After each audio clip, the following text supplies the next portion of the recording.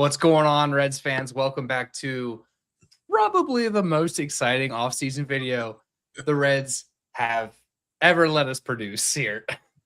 I'm Skylar Webker. He's Ben Brown. Ben, you had the good fortune to share the alerts right when this happened, but it is official. The Reds are bringing back good vibes only, Eugenio Suárez. Yeah, man, it was pretty crazy. We were talking about before we started recording. I was getting ready to head to dinner, and that thing came across my ESPN, and like I couldn't get it sent out fast enough. Like I'm like, oh my gosh, I'm trying to text it to everybody, and I'm like, dude, it was just insane. Like all the stuff that we had talked about that we need to do in this off season, and like for that to come across, like it was like. It really is like Christmas morning. Like it was legit super cool. And like they didn't fold up shop. Like they didn't quit.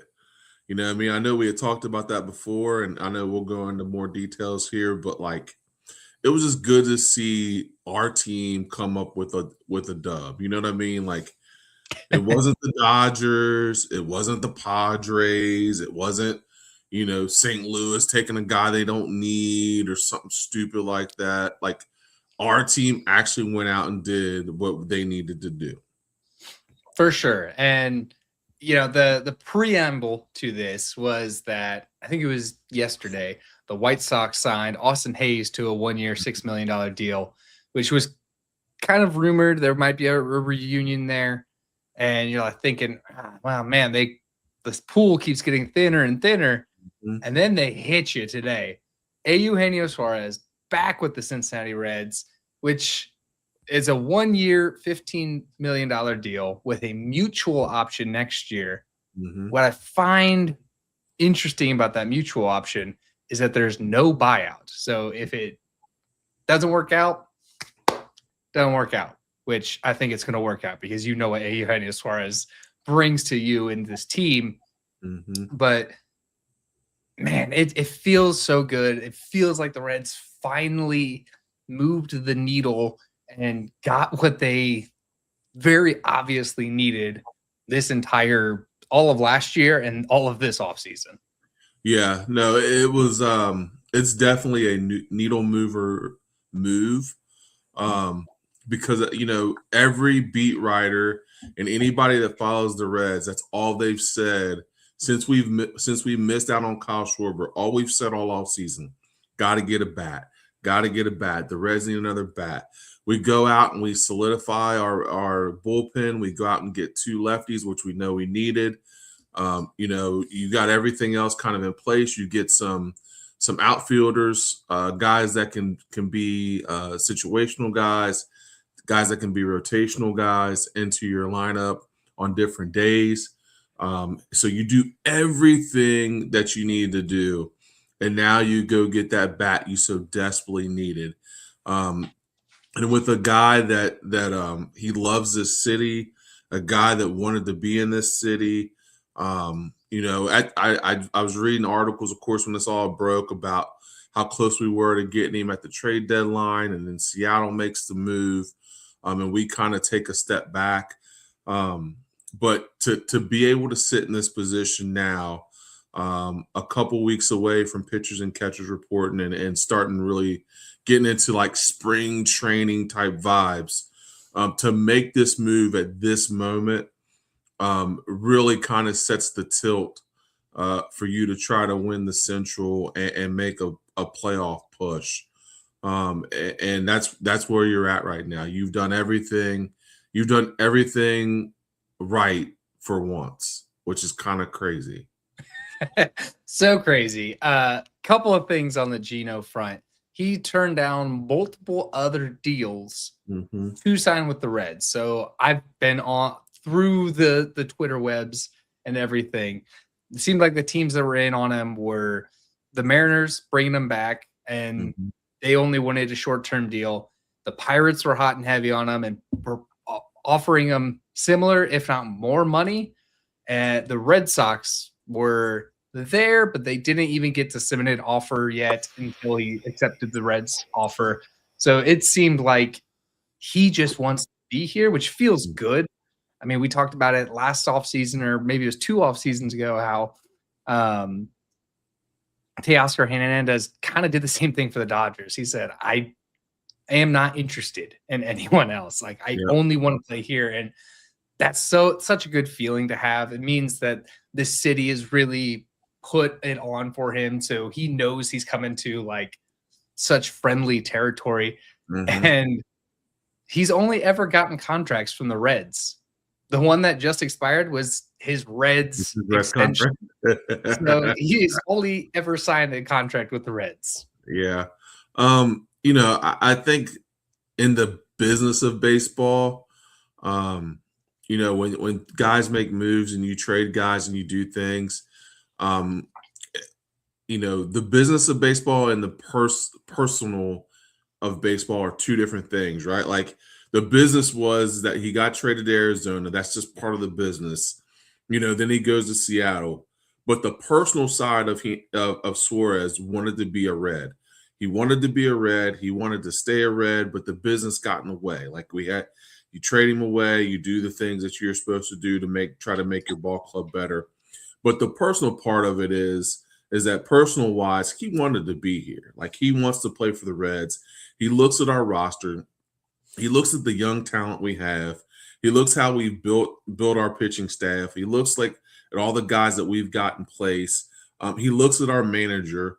He looks at all the things, and he's like, dude, like these are the things that we were begging them to do when I was here the first time, and now they're putting things in place to where we can put a competitive baseball team out there that can go and win a division. And like, I just feel like Cincinnati's home for him. Like, I think that, you know, he wants to be here. He wants to play here. He enjoys the city of Cincinnati. Of course, the media loves him. He loves the media here. So this is an all-around good fit. And, you know, like we said, he fits a piece that this baseball team so desperately needed. A guy that can protect Elly De La Cruz in the lineup, a bat that can hit home runs and flip the game, and a good clubhouse guy and a good clubhouse leader. So he checks all the boxes of what we needed for this baseball team. Absolutely. And I see there's so many chat comments going that I really can't keep up, which is great. I love that everybody's in here. Everybody's having a good time. But one of the threads, I don't really know who started it, but was, what would you grade this team's offseason now? Maybe I'm more of a pass-fail kind of guy. Like, my grades are A, C, F. Like, C, you're exactly the same team you were last year. F, you're worse than last year. A, you're better than last year. So I would give them an A. But if you're going on a full scale, probably a B plus, A minus, because I do feel like this team is much more well-rounded than last year. And it's not just having a Eugenio Suárez. I do like the additions in the outfield in Bleday and Dane Myers. I think having guys already kind of locked into positions like Brian Hayes, Elly, and everything like that. Sal Stewart's going to be better. This bullpen's definitely better than last year. And you're going to keep getting more out of your starting rotations. I think this is a B plus, A minus team right now. Yeah, I would have to agree with you. I would definitely give them a B plus, A minus. They hit, you know, you go into an off season and you say there's certain key components that you have to hit. And when we came into the off season, we talked about retooling our bullpen. We talked about, you know, we really didn't talk about the starters because we knew we have good starters, but like, let's set a starting rotation that's going to be there and be able to make every start and do all the things that we're supposed to do. And then we talked about we needed a clubhouse guy. We needed a guy to be able to drive in runs, and we needed protection for Elly in that lineup. So if you look at all the boxes that we needed, we checked every box. You know what I mean? Like Yeah. we went out and we went out and got the relievers that we wanted.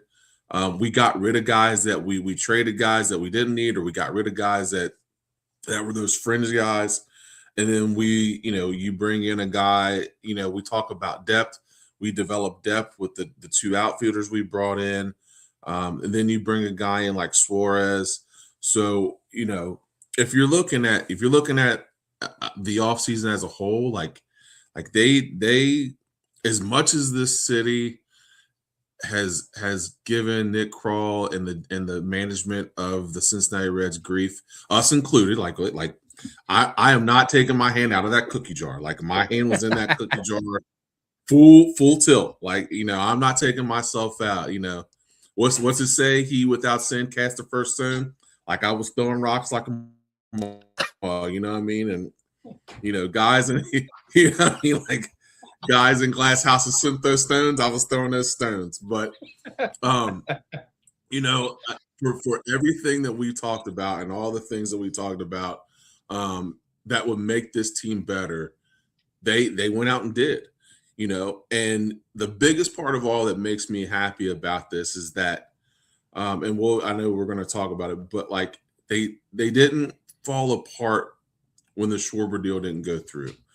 You know what I mean? As much as they tried to say, "Oh, we're going to stay here, we're going to do this," and we talked about this a couple weeks ago. Like they're going to say all that stuff, but if they're going to try to build a winner, like they can't stay in this little box where they're trying to be. Like they've got to go above and beyond. And I felt like they did that with Suárez. Like they went above and beyond where they wanted to be, and then they made it happen. We said that with the Schwarber deal. Like if you're willing to spend $30 million a year on Schwarber, you're willing to stretch. So a 15, 18, whatever, I think what did Gino end up like 16 mil a year that 1 year, 16 mil or 15 mil?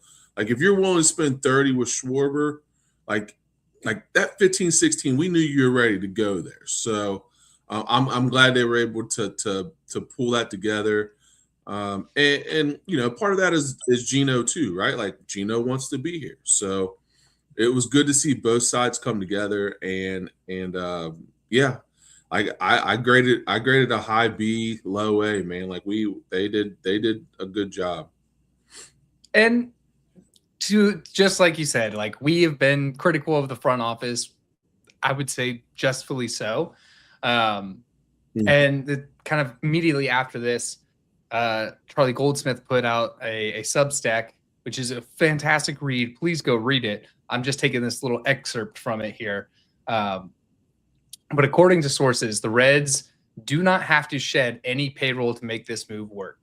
They're doing something that fans have been asking for since 2022, the year that they traded Suárez, and that is pushing payroll up a notch and investing in the team to spend more aggressively and build a winner. That direct quote here from Charlie. And good. It feels like the front office was feeling the pressure from fans, especially after the Kyle Schwarber stuff, which is fine. You don't land everybody. Totally understand. But once they started to walk it back, it seemed like both the media and the fans were not letting that happen. So to their credit, if everything, they put their money where their mouth is. They spent up a notch, and look, up a notch, fine, 15 million. That's all we were asking for. Go get some comparable pieces to make this team better. We weren't asking for, hey, be in on Juan Soto last offseason. We knew that those things were impossible, but go get something to make this team better. And they did. And I know a lot of people have been somewhat iffy on the deal or anything like that, thinking, oh, well, what if he has a down year? I think Eugenio Suárez down year in Great American Ballpark is probably still 30 to 35 home runs, which would lead this team. Yes, 1,000%. And I was thinking about that because there's of course there's a positive him, but there's also the everybody's talking about the age and all this other stuff. Like a down year for him is hitting 235 with 35 bombs and 90 something RBIs. I'm good. I'll take that. Like that's especially in GABP. You know what I mean? Like it's that's a good that'll be a good fit for him. So if he's even tilted down to 35, like that's way better than where we were. So I'm definitely okay with that. Yeah, I will take whatever a down year of Eugenio Suárez looks like, because with TJ Friedel and Ellie De La Cruz hitting in front of him, he's guaranteed to at least get 100 RBIs, which also would lead the Reds. Yep. Yeah. I mean, it's any way you slice it, like you add that kind of bat to your lineup, and it makes everybody in the lineup better. I mean, you're just adding on to what could be a really special group. And now you've got that guy there, that veteran presence, that leadership. It's just a positive move, man. It's really cool to see us move in that direction. And we talked about this a couple weeks back, about them spending money, and remember they had talked about the TV contract and all that. Like we weren't trying to hear all that. Like like we know you have the money. We know that you can spend the funds. We know that you can do these things. Whether you get a TV contract or not, we know that it's available. Go do it. And they did it, which is awesome. Yeah, for sure. And like, I feel really, really good about this team as a whole, not just Eugenio Suárez. Like, if you go back through the starting day lineups, like there's always bumps on the Reds starting day lineups. Like, you start the years with the Jamer Candelarios, the Mike Moustakas, the Will Myers, I could go on and on down this list of the Nick Martinis that start on our opening day roster. And this genuinely feels like a comparable major league lineup from top to bottom. Like there isn't really a trial in anybody other than maybe Sal Stewart. We'll see where he lands, but it's MLB experience only, like from top to bottom of this team. And that feels awesome to finally have that after so many years. Yeah, it's incredible. And also too, the good thing about this lineup is the depth.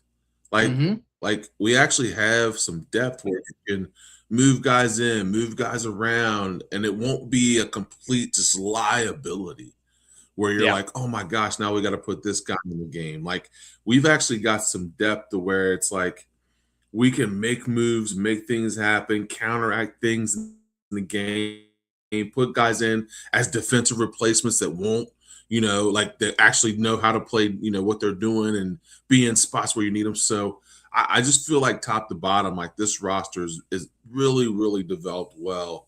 And you've got some really good depth there. Yeah. One silent thing that I think what a lot of Reds fans had on their mind was there really wasn't depth on that left side of the infield. I mean, if Ke'Bryan Hayes went down, are you going to put Marte back out there? No, you kind of committed Marte to right field. Are you going to put Sal Stewart out there? He doesn't really have the arm for it. Now you have Eugenio Suárez who could pick that up. You have, if Ellie goes down, Matt McClain can slide over and play shortstop for you. You can put anybody at second base, but probably Sal Stewart at second. There's just so much more positional flexibility on top of like just quality. Like, no offense to a Jake Fraley or anybody like that, but I'm much higher on JJ Bleday than most people. But like JJ Bleday is probably an upgrade over Jake Fraley. Dane Myers is way better of an upgrade as a right-handed hitter than anybody that the Reds have had in the right-handed hitting outfield spot than last year. Eugenio Suárez, obviously. Sal Stewart kind of being the no pressure on him to like come up and have to immediately produce because you got enough guys around you that can produce. So I feel so much better about this team from top to bottom than I think I've felt about the Reds since maybe when they traded for Puig. Like I was pretty high on Puig when he came over, but I'm much higher on this team. Yeah, no, absolutely. It just feels developed well. Like it feels like it's like you have good fits everywhere. And like it's constructed really well. Like, in years past, it felt like we would have puzzle pieces, but it would be 6 different puzzles together, and you're trying to piece it and figure out what you're going to Pieces do. don't match. Yeah, like that. Yeah, like the pieces are like different. But this one feels like it's just really constructed well. Like there's a method to the madness. Like it's like you've got depth, you've got you've got a rotation, you've got a guys that can play. And the best thing about all this is that Sal Stewart will get a chance to develop. Like he doesn't have to come up and be the 35, 40 home run guy now.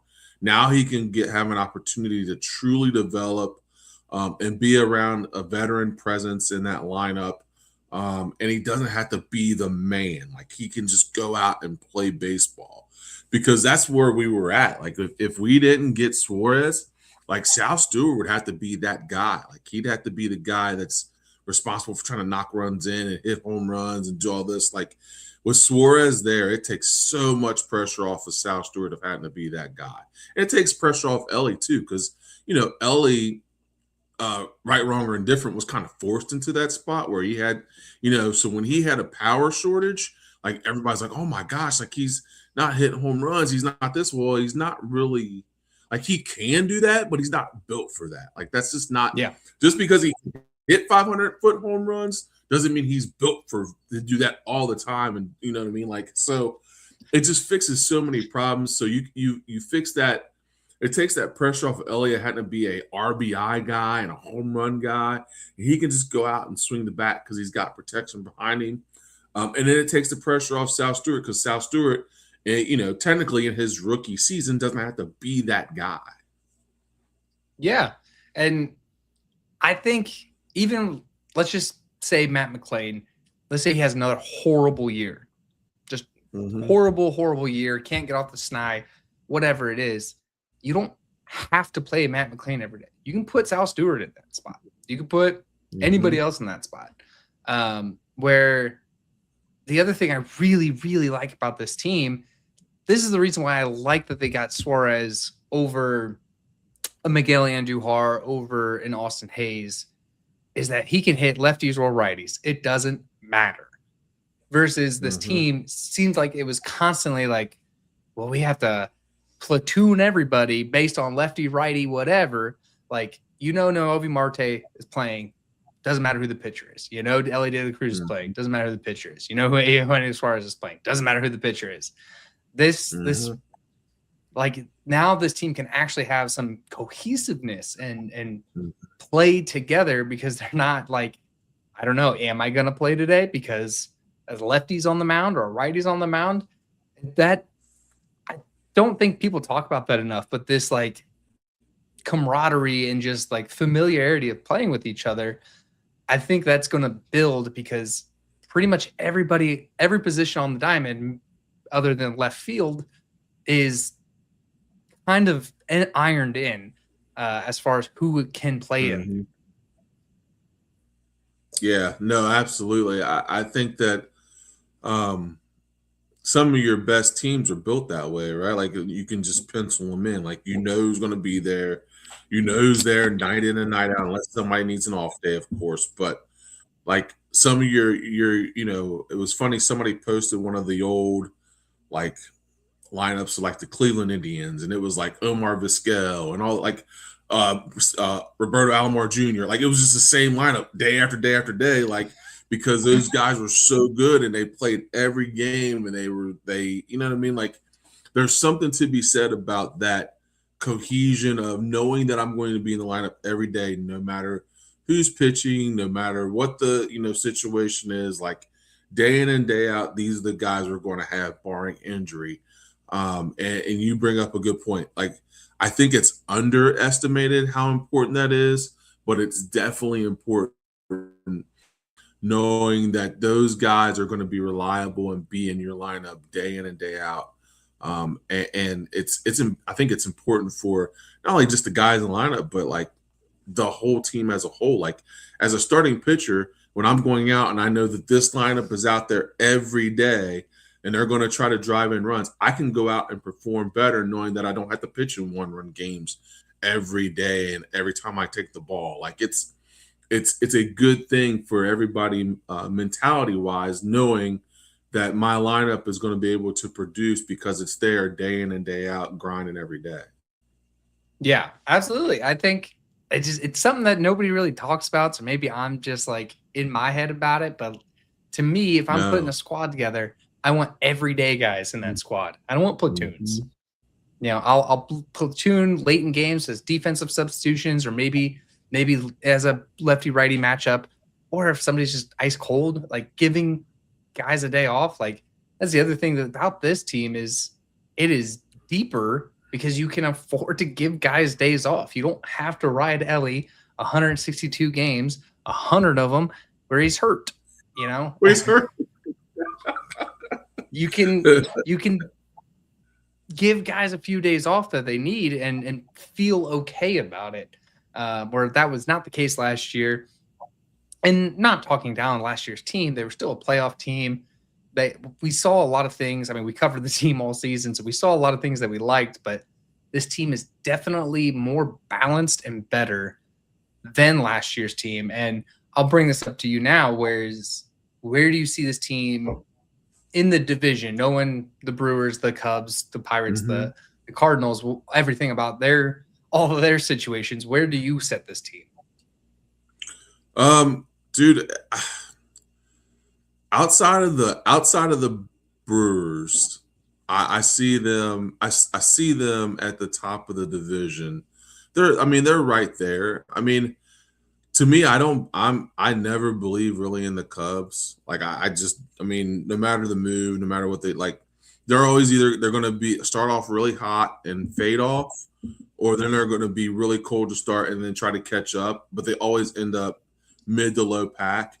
The Pirates are the Pirates. I don't, you know what I mean? Pirates are the Pirates, and I think that's all that needs to be said about that. But, and on top of that, the Cardinals are in a rebuild. So, you're really just chasing the Brewers, that magical machine of the Brewers of, it doesn't really matter. I mean, it is like it's like it's crazy what they're able to do year in and year out. And it doesn't matter who's in the lineup. Like they just it's like rinse and repeat, right? Like they just rinse, repeat, and they make a run. They win 90 something games, and they're at the top of the division every year. So, but I could see them challenge if they stay healthy. I could see them challenging with their starting rotation and the guys that they were able to bring in, and also the how they built their bullpen. Like they can compete with anybody. I mean Yeah. that's going to be the fun thing about this team. Like they're going to be able to compete with anybody that they play, because they're constructed really well. I just think this team is constructed top to bottom really well. And it starts with the pitching, of course. I would put our rotation up against anybody. Like that rotation is about as solid as it comes. And now that you've added Suárez, like you really have the best of both worlds. You have you have a guy that can hit home runs, but you also got guys in your lineup that can get on base and steal bases and make things happen and move guys over and play small ball if needed, or you can hit the home run if needed. So, I think that we've put together and constructed a roster that can compete with anybody in the National League. I think so. Chris Hope has 87 wins. I think that's kind of about right. Maybe 85 to 87, somewhere in that range right now. Yeah. And I do like this team better than the Cubs. I think the Cubs have better top end talent. I think they have a lot of other holes beyond that top end talent. They have a lot of rotation questions. They have a lot of bullpen questions. They have a couple position questions. Alex Bregman, great get, but you're kind of just substituting the loss of Kyle Tucker. So I like him above the Cubs. I'm with you. The Brewers just have this voodoo magic with them right now, but I could also see where that doesn't come to fruition in a year. Just because of the players that are there, it's very easy to say, okay, they all played to their ceiling last year. What happens if some of them play to their floor or in the middle? How much does that really bring them down? We talked to someone from the Brewers podcast from Bernie's Chalet, the views from Bernie's Chalet, with Seth on Late Night or Riverfront Red show. And he said, hey, even if this team loses 10 more games than last year because of Freddie Peralta leaving, they're still an 87 win team. So yeah, Freddie Peralta left. Maybe they're an 87 win. Maybe the Reds can catch them. But I do think that this Reds team, barring health and everything like that, I think Carrie's putting in here, barring health, like they are a bona fide playoff contending team, not a sneak on in team. They are we deserve a spot team. Yeah, no, absolutely. I don't think that they're going to get in. I don't think they're going to slide in this year. I think they are a definite contender. And that's what I mean. Here's the thing, like when you add a guy like Suárez, like it changes the game. Like that is a game changing move for our club. Is and like you said, even if he has a down year, okay, great. He has a down year, he hits 35 home runs instead of 49. Like I'm still taking that in the middle of my order of Suárez hitting 35 home runs. It's still game changing for us. Like it changes the landscape of what you're able to do. So I think we go from skating and from skating getting into the playoffs to really like being a true contender in the playoffs, being able to win a series and do the things that I think this team can do.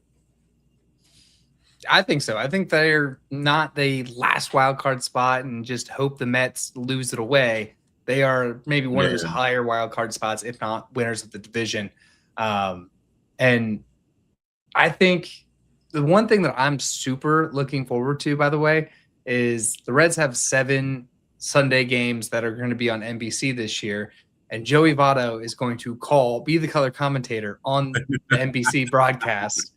That's going to be so fun to have Joey Votto calling Eugenio Suárez home runs or Ellie De La Cruz stolen bases or home runs or whatever it is. Like that's going to be so fun. Yeah. I'm really looking forward to that. And I got to give a shout out to NBC Sports. Like I was watching the Lakers-Knicks game. They're doing basketball night in America now, and they've been doing basketball games. Like it's been truly incredible what they're able to do. So I'm really looking forward to this baseball thing because they've kind of honed in on not only just getting former professionals to talk about the sport, but like they really do a great job of just highlighting like the little like nuances of the game and talking about different things. So not only did they get Votto, which will be awesome, but like Clayton Kershaw, like sitting there and listening to Clayton Kershaw dissect Hunter Green and his pitching and what he's thinking in an at bat and then you're getting Votto with an at bat with somebody else and he's talking about how Matt McClain should approach this guy, like all those different things and aspects about what those guys are going to be able to bring to the table is going to be a lot of fun to watch. But I think the cool thing about the Votto thing is that, man, like his personality just fits being able to just talk baseball and put it in like he's so smart, but he's able to put it in like layman's terms. So being able to bring it to people that aren't really maybe baseball heads but put it in a perspective of, okay, this is what like I would be thinking in this situation, or this is what these guys will be thinking in these situations. So I'm really looking forward to those guys being able to do that and put it in a context of like what they were thinking in those types of situations. So and Votto is really good at that. Like he does a great job, even when he was doing like the podcast stuff and some of his social media stuff. Like he's like he does a really good job of breaking down the game of baseball because he's just a baseball. I mean, he's a baseball head. So Kerry puts in here, who was the last person to hit 30 plus home runs?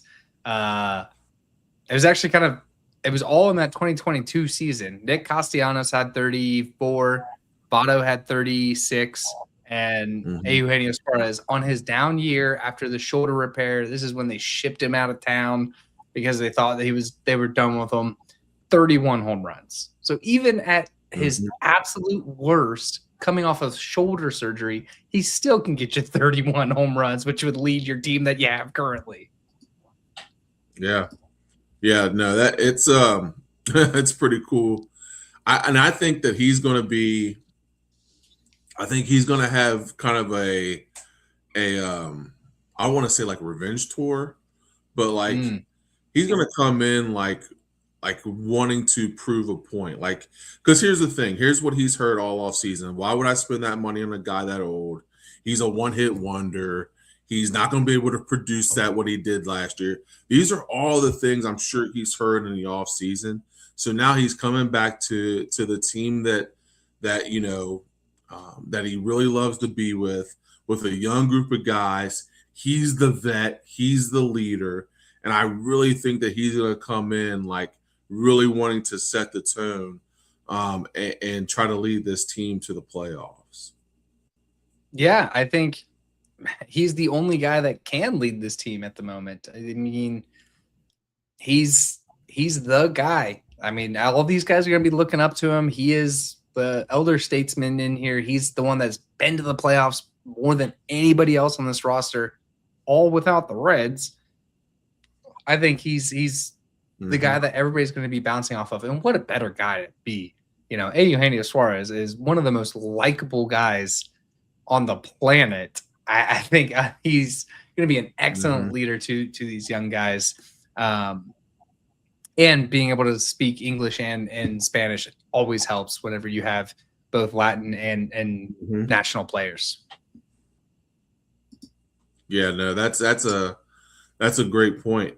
He's definitely the guy that you're wanting to set the table, not only on the field but off the field. You know what I mean? Like he's a good community guy. He's a good leader. And he when he was here before, man, he did all the right things. He was always in the community doing things. He was always doing interviews, saying the right things. He was always the guy, when they needed something done, he was the guy that they called on. So, I think that bringing him back in here and him being able to do the things that he's able to do, not only just on the field but off, he's really going to be the guy that sets the tone. And I think part of him is looking forward to that. Because when you're on a team, when you were here and you had guys like Bruce and Votto and things like that, you really didn't have to be that guy. And then you go to Arizona and you really didn't have to be that guy. In Seattle, like they had other veteran guys there, but now you're coming back to a young team that really needs a veteran presence, and now you're the guy. And I think part of him was like, man, I get a chance to go back to Cincinnati and be the guy. There's no Jay Bruce. There's no Joey Votto. There's no Nick Castellanos. I'm the guy. And I think that's part of the reason probably why he wanted to come back here and be like, man, it gets to be my clubhouse. I get to lead. I get to show all these young guys what it takes to be a veteran, what it takes to how to approach a game and how to make a playoff push. Yeah, totally would be something that, especially when you're 35-year season, like, yeah, that's something that's totally appealing. Staying in that playoff contention, the other teams on them, I mean, Seattle, definitely still a playoff team. Boston, definitely a playoff team. But the other one that was really gunning for him were the Pirates, even with Eugenio Suárez, not a playoff team. So to be able to get to stay on a playoff team and be a voice on that playoff team has to account for something. I want to shout out Jay King here. He puts that he lives in central Wisconsin and he wants to make a trip to Cincy now. All in, dude. Come join us. Only if you vote or only if you root for the Reds. Don't be like those Cubs fans that come and take over the stadium and make me hate watching the broadcasts. If you're coming with the Reds. Yep. Find your jersey. Let's go. Speaking of jersey, who's wearing number 7 now? Like, does Eugenio Suárez get that number back, or is that still Spencer Steers? Ooh. Usually when those types of things happen, there's some cash exchange. You know what I mean? So I would assume that Suarez has got a cool millie if he could get his number 7 back. For Spencer Steer to help him out, help persuade him to get that 7 back. I'm sure he's got a cool millie. I mean, he'll be all right. I mean, after this deal, absolutely. Yeah, he'll be fine. Spencer Steer saying, "I know what your check is, man. Yeah, you got it." Yep.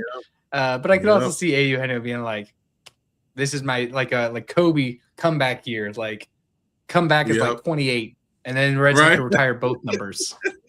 Yep. Yeah, I could definitely see him doing something like that. But man, this is awesome. This is such a great way to get on. I literally could not wait for this podcast or for the 9 o'clock to come around because I was like, I just want to get into it. I want to talk about it. I'm so excited how this team has come together. I know there's kind of been some highs and lows this offseason, but overall, what an offseason. What a get from the Reds. And just overall good vibes on this team, man. Like, I'm ready for spring training here in 2 weeks. Like, I'm ready to see these guys get in, start getting the work in. I'm so excited. Like, baseball season now feels like I feel excited for baseball season and a new level. Yeah, no, it's with all this cold weather and snow, man, like, I'm ready for this to be gone and you know, pitchers and catchers to report, and let's get this thing started. It's right there, and when your team makes the right moves and does this, like it's weird to have this feeling, like it's like giddy. I'm like, I mean, this is really cool. Like we actually did some things the right way. Like is this what this feels like? You know what I mean? Being able to, like, you know, get some things connected and be able to make it work and actually go into a season feeling like you got a really good feeling going because you actually built a decent roster and team and you did it the right way. So yeah, it's good stuff. I wonder if this is what like most baseball fans feel like when their front office does something right. Right. Like, is this how they feel all the time? Yeah, I'm like, is this feeling? Is this how this goes? I'm like, I kind of like this. I could be a Dodgers fan if this is how I felt all the time.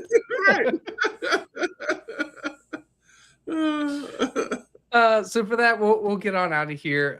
If you're checking us out for the first time because of the news, this is we're Late Night Reds. We're part of the Riverfront group over here. We're on every Sunday, 9 o'clock Eastern, rain, snow, or shine. We're like the postal service. We deliver every Sunday.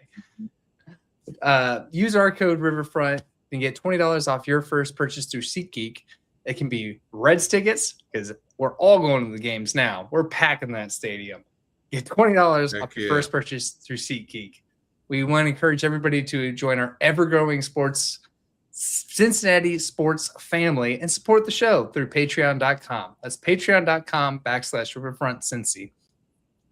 If you can give us a subscription here on YouTube, we would really appreciate that. You can catch the latest episodes not only from us, but from the Riverfront Red Show and Welcome to the Jungle as they get released. Follow us on all the social medias at Riverfront Cincy, and please subscribe to the audio version of this show. It really helps a lot, and we're on all the platforms, and it's absolutely free. be a friend, tell a friend, give us all the likes, ratings, and reviews. And Ben, thank you as always for coming on and talking with me on Late Night Reds. Wow. So for Ben Brown, I'm Skylar ARE. We'll get out of here. And as always, go Reds. Go Reds.